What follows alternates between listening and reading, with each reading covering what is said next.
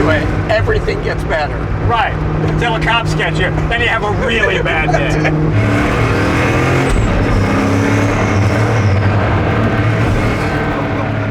Welcome to an episode of Jay Leno's Garage, the car we're featuring today, the Hennessey Venom F5 Roadster. This is John Hennessey's latest creation. You know, I've known John for 25 years. When I got my Viper back in the early 90s, I had him change the rear end on it for me, get a little more top speed out of it. I think we did some other work with him. So I've known him a long time. And he's slowly been building his own cars along the way, and this is kind of the latest thing he's done. This is 1,800 horsepower, as crazy as that sounds, like 1821, something like that. I think once you get over 1,800, a few horsepower, one way, that doesn't make any difference. Rear wheel drive, obviously. I think it's a 7-speed transmission, I'm not mistaken.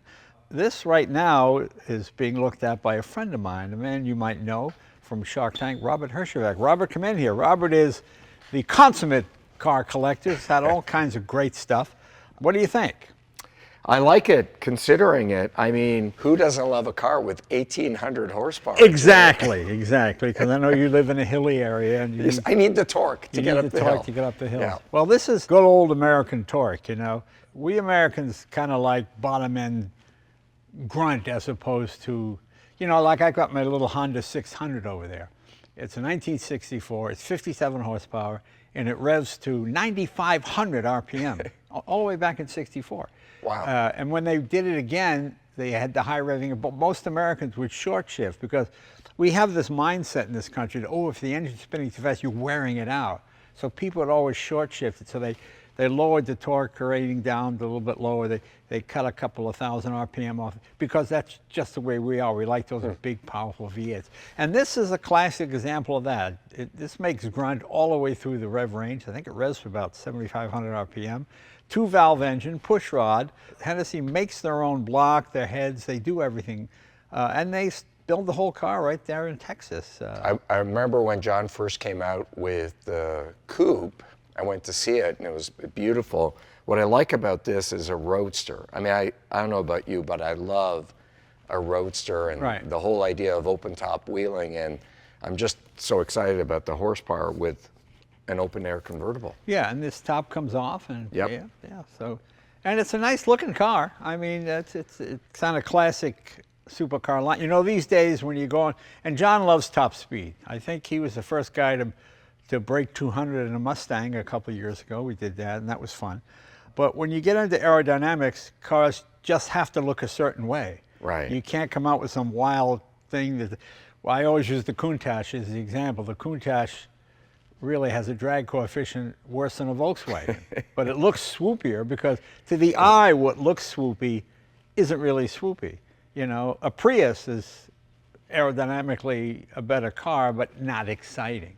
But this is exciting. It combines all those elements. I'm sure it's been wind tunnel tested because when you're trying to go close to 300 miles an hour, I think John's got a bunch of those records now, one at 265 or something like that. And I think he's going to try and break the record with this one. This is, I think they're building 24 of these, that's it.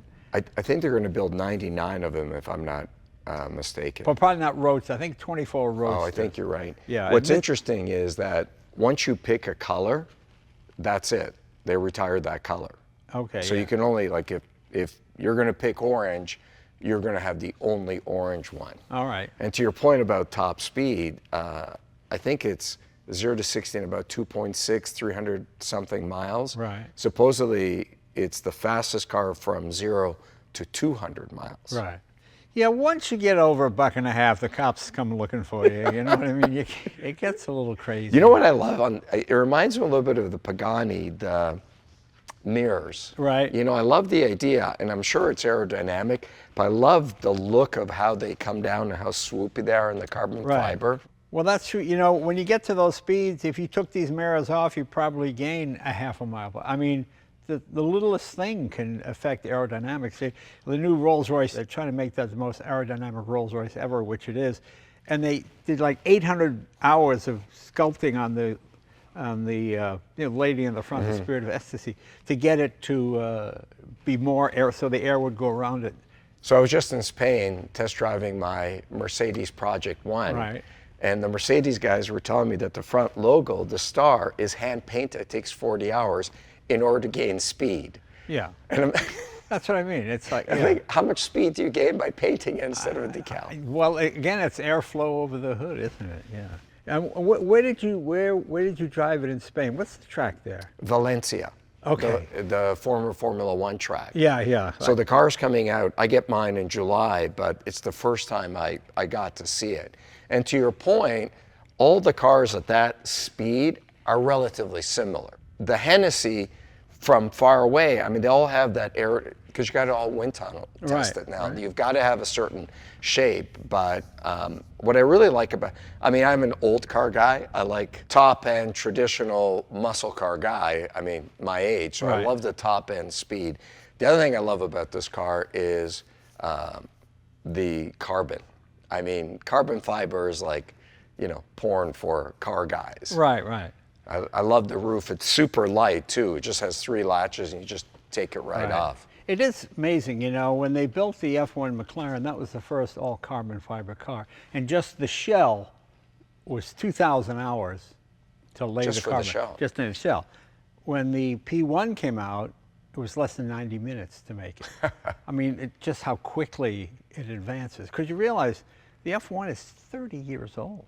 That's incredible. How much was it when it first came out? It was $800,000. I remember when it first came out, people were like, that's an extraordinary amount of money. Yeah, it was crazy. Well, it's still an extraordinary amount of money. But, you know. Well, not today. It's like a $30 million car. Well, yeah, I know that is true. But even had steel brakes, because carbon fiber brakes had not been, they were around, but had not been perfected for road use yet.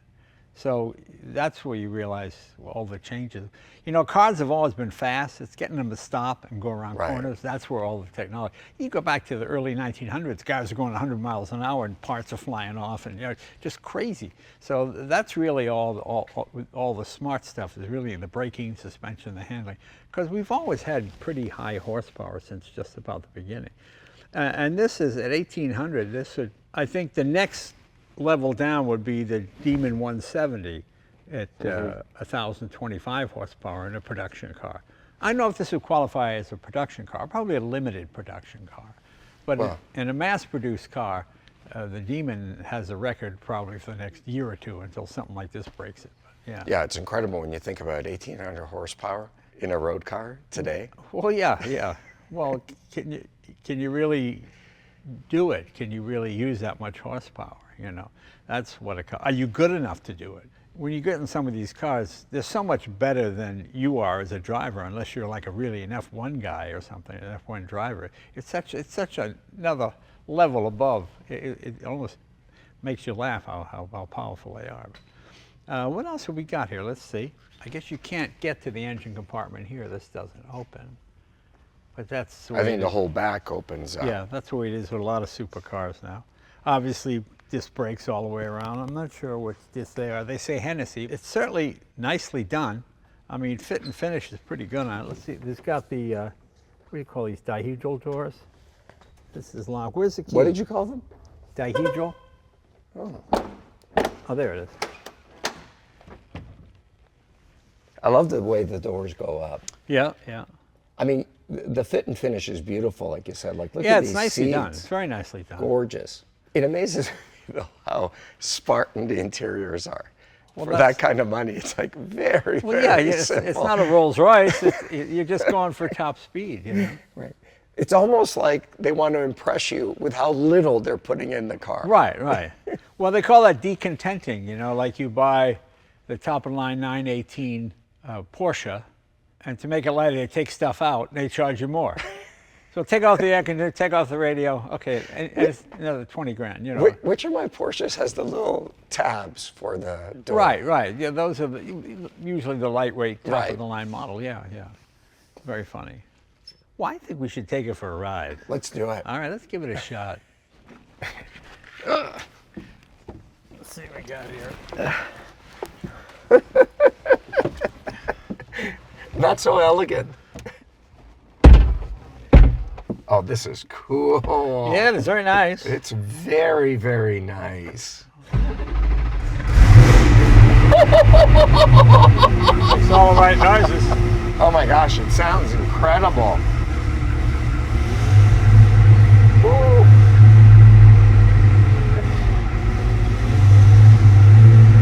Wow. Does sound pretty good. It does. Yeah. A lot of power. It's got a little bit of kick. Yeah, it does.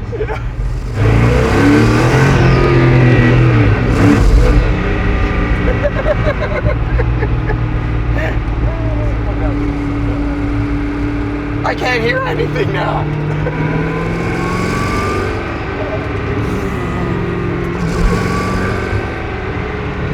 It's pretty cool. Yeah. It's funny, it gets quieter. Yeah. Well, it's twin turbo, isn't it? Yeah, twin turbo V8. Yeah. It's about, what, a 6.6 liter twin turbo V8. What does it remind you of? It reminds me of the Demon 170. Really? Well, in the raw acceleration.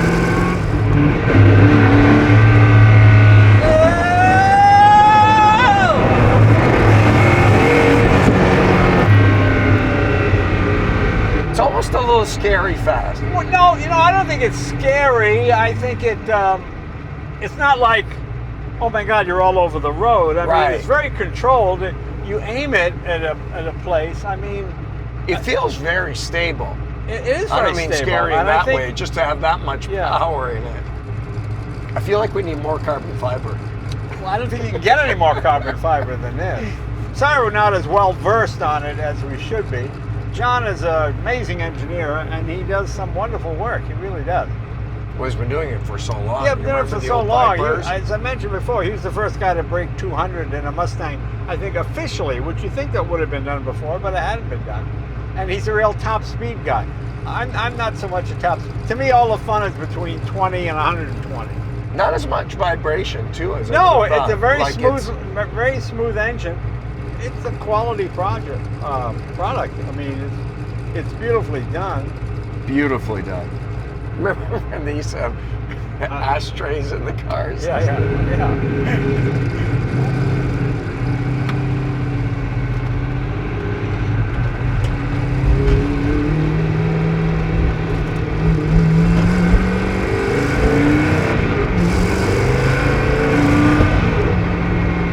It's got the single clutch transmission.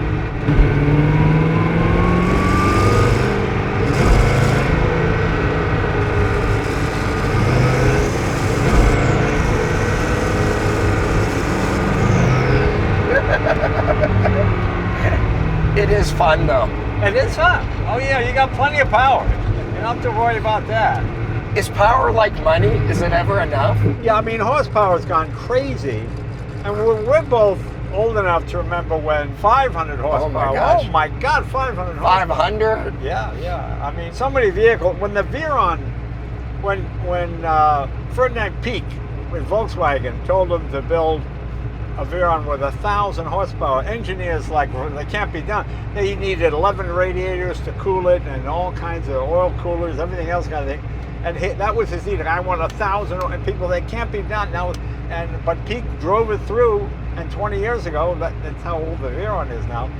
It's it amazing. was outlandish with 1,000 horsepower. Now you've got a 1,800. Dodge. Yeah, a Dodge at $100,000 with 1,025 horsepower. And Tesla costs too. Now you're looking at 1,800. Then you get the Rimac, which is like 2,000 horsepower. That electric. Is it? Yeah. You know, Rimac owns Bugatti now. Right. Right, or is running it. Another fellow Croatian. I was going to say, not a lot of whole Croatians. There's you and him, and that's it. You know? We're the only two Croatians that can afford the car. And the only two that don't wear cologne and wear tracksuits. Well, you haven't seen me on a weekend. That's right. I'm seeing you on a weekend. I dressed up for you today. I was going to say, no, I appreciate it. I'm really surprised there isn't more vibration. Like, it's super stable. And when you realize carbon fiber enhances the vibration, it shows you how smooth it really is. It'd be very cool for cruising, top down. When I was in Talladega, we took my Carrera GT and we wanted to do 100 laps at 190 miles an hour. And the end of it, I'm coming down the straight, and the guy gives me a thumbs up and goes, you know, okay, pull in. I go, and I just took my foot off the pedal. Bam! The ass end came around. Wham! Wham! It just went spinning down the center of the track. You know, and that's how quickly things happen at 200 miles an hour. At 300, I'm not even sure what happens then. Did you hit anything? No, I managed to avoid hitting anything. You know, they always say you hit what you're looking at. Very true. You know, and if you're looking at the wall, you're going to hit the wall. So every time I saw the wall come up, I just turned my head and instinctively cut the wheel, so it kept. So I did 8 spins down the center of the track, and flat spotted all 4 tires, but we didn't hit anything. I always talk about that in business. Look where you want to go, not where the danger is. Right, yeah. I hit the wall at Daytona at 201 miles. You did? Yeah. Oh yeah. How was that? Painful.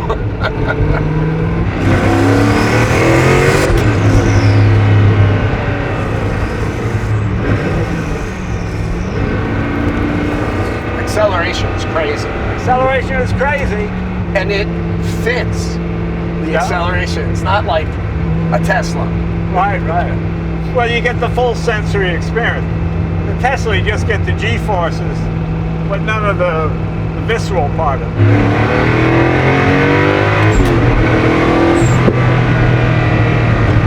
Oh yeah, it pulls hard. It's impressive. It's a lot of torque. A lot of torque. But you can still talk. Yeah, Like it's not overtly loud. Yeah, so you can talk at 300. Well, you know, let me ask you. You ought to be able to talk to the wife when you go at 300 miles an hour.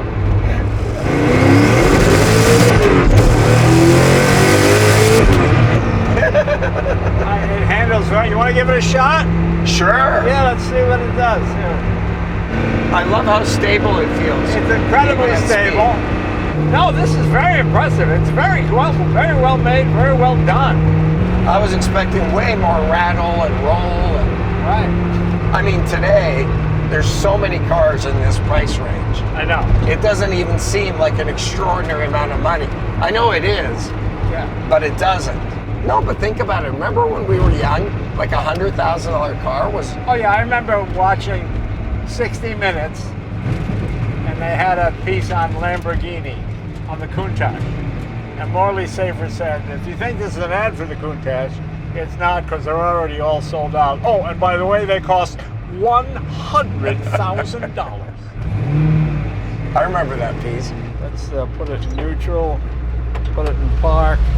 Yeah, might as well get the whole experience, we'll shut it off.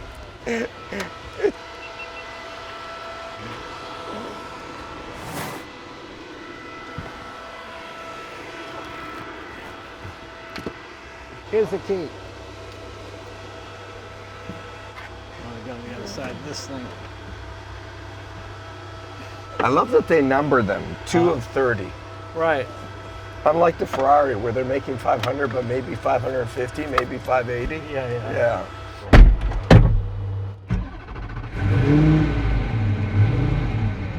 It's not as wide as I would have thought. It's a great driving position. Yeah, a good driving position.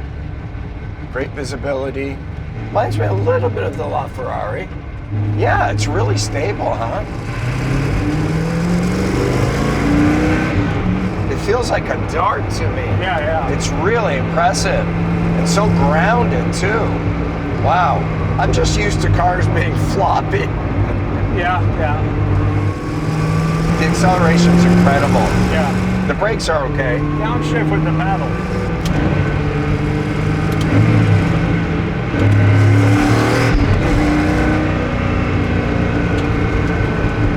What did John Hennessey first build? Didn't he do the Vipers first? Or do the Mustang? Modifying Vipers and Mustangs, yeah. No, John's very good, a real engineer.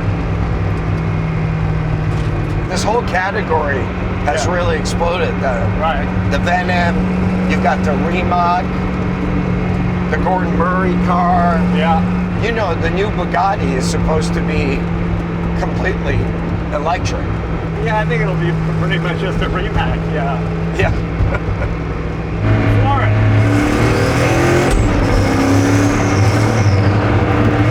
Oh, yeah, there you go.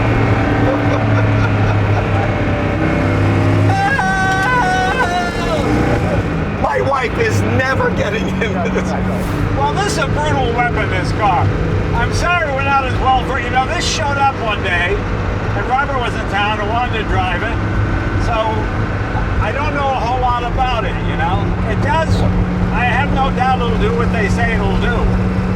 It's extremely powerful, and it actually, I was impressed at the ride quality, how it handled.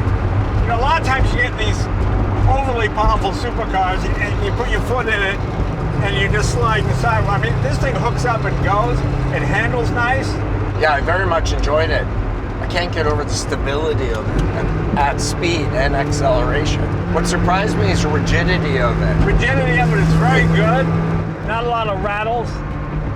Engine is very smooth. And you get the thing of a hand-built automobile. Very limited. Very limited production. Oh, I like it. You gotta love that power. Yeah, the power is incredible. Yeah, I mean, I feel like this is one of those cars, you're having a bad day, you get into it, everything gets better. Right, until the cops get you, then you have a really bad day. Just the awe. Yeah. Like I look at this car and I think, wow. It's just astronomical when you think about 1,800 horsepower. Right. Well, it's always fun when Robert Herjavec stops by because we have a good time. We make each other laugh, and he's a real car guy. You see him on Shark Tank and all these shows, but this is his true passion. And he wanted to drive this, so we had it sent over. And I apologize, we weren't as finely attuned to all the specifications of the cars we should have been. But we had a lot of fun with it today. We did have a lot of fun. And you can get a lot of trouble with this car. And unlike Jay, I actually don't need to know a lot about the car. I just want to drive it. Well, exactly. You know, there's no substitute for immaturity. That's what I say. And you know, it turns you into a kid again. It's great. Robert, thank you, my friend. Thank you, Jay. Always a great pleasure. when Robert comes Yeah. by. And yeah, we'll see what happens. Maybe he'll buy this car. We'll see what happens. I'll let you know. Stay tuned. Stay tuned.